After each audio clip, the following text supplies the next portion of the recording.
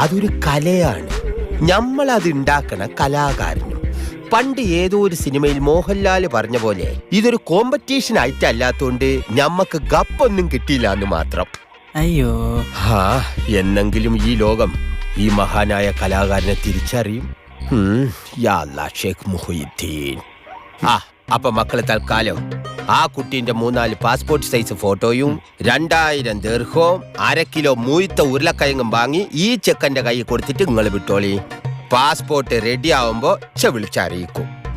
ഈ ഉരുളക്കിഴങ്ങ് പുഴുങ്ങി തിന്നാൻ.